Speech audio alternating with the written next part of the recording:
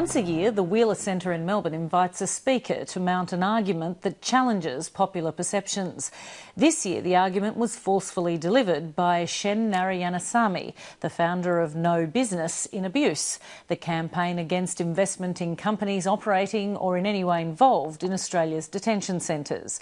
The title of her provocative address, The Great Immigration Con, reveals the extent of Australia's modern immigration system, a program that routinely invites 800,000 people and more each year to settle in this country, yet balks at the proposition that 20 or 30,000 asylum seekers be allowed refuge here.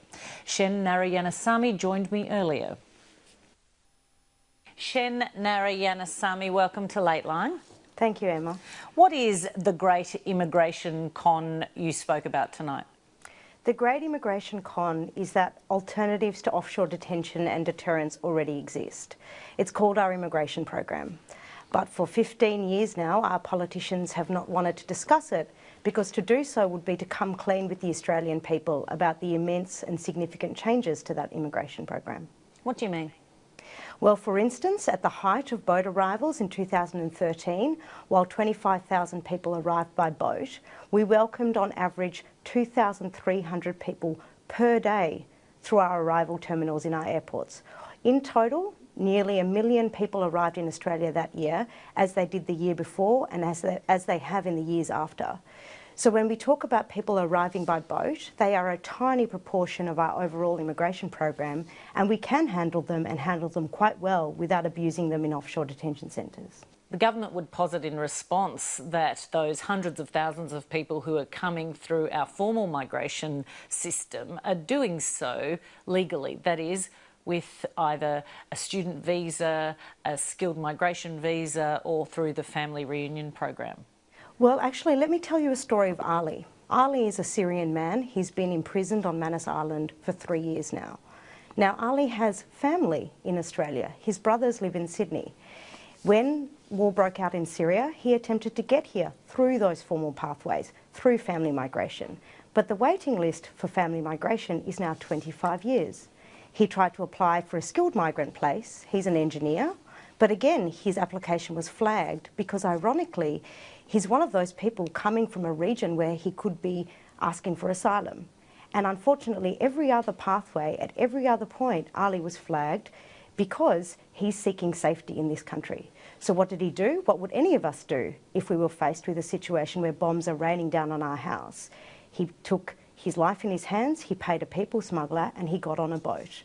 Because what we've actually done is we've blocked people seeking safety from all the formal pathways into our migration program. And when we've blocked them, we've created what economists talk about all the time, which is a black market. We've rationed something. We've rationed safety, and in doing so, we've created the conditions where people like Ali get on a boat. And yet the government tells us their policies are in place to protect us, to keep Australia safe. Well, Australia is kept safe when we allow people genuine, orderly, managed processes for getting here. And what we're saying now is nothing other than let's extend those genuine, managed, orderly processes to people who are seeking safety. Let's not block people from coming here. Let's not block them from taking no other pathway but on a boat. Let's give them an orderly, safe and managed process, as we do with 800,000 others. This is the reality at the heart of what the government is trying to tell us. They're trying to concentrate our attention on a tiny proportion of people and distract us from the reality of what we have every day arriving in our airport terminals and coming to work here and joining this community. When you talk about a con, the word con conjures trick, that there's some sort of sleight of hand going on here. Well, I think, look back at the 2013 election, where you had the candidate, the Liberal candidate for Lindsay, Fiona Scott, talking about how she felt like asylum seekers was a significant issue because of traffic on the M4. Now, at the time, that would have been a perfect opportunity for, at that time, the leader of the Liberal Party, Tony Abbott, to say, well, no, it's not asylum seekers on the M4, but it is a lot of immigrants coming to this country, a legacy of which we as the Liberal government are proud. And do you think that's what he said? No. He said 50,000 people coming by boat is an awful lot of pressure to put on our systems, which is true, except when you consider that 800,000 people are coming. So I think that it is entirely reasonable to say there's been an element of trick here. So how do you explain what the author and British economist Philippe Legrain recently said while he was visiting Australia? He described it in Australia as a kind of schizophrenia, where on the one hand we celebrate multiculturalism in Australia as a great success, yet on the other hand Australians are very fearful and suspicious of newcomers. Well, I think you've got to ask the question of leadership. You know, right now, and under John Howard, in fact, it's been an enduring legacy. We have the highest proportion of immigration per capita than we've ever had. It was higher than the 1950s, when both sides of politics thumped on about populate or perish. It's higher than when Malcolm Fraser took in scores of Vietnamese boat people arriving by boat and made the public case from the pulpit, from the leadership, for doing so.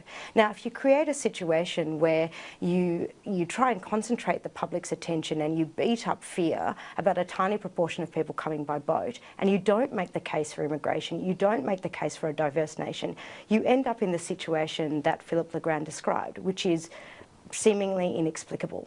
And to some degree, I would say that is not really the fault of the Australian public. The immigration debate hasn't been had, their attention has been diverted, and it hasn't been made clear to us the extent to which over the last 15 to 20 years, huge numbers of people have arrived in this country, and we're all the better for it. You did manage previously to convince Australia's biggest investors, superannuation funds and companies, to divest of their money from companies like Transfield, now called Broad Spectrum, who were running Australia's detention facilities.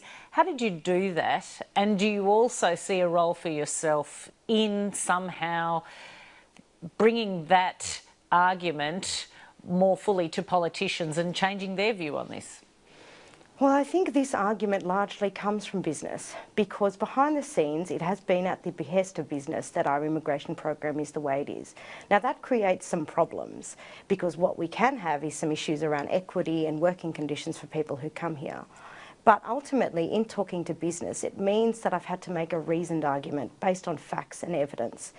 And that is one that stands me in good stead when we're talking to politicians, because ultimately it's been the politicising of this argument, it's been the diverting of this argument from facts and evidence to one about slogans that has meant that we've resulted in a situation where 2,000 people are unlawfully imprisoned in offshore detention centres.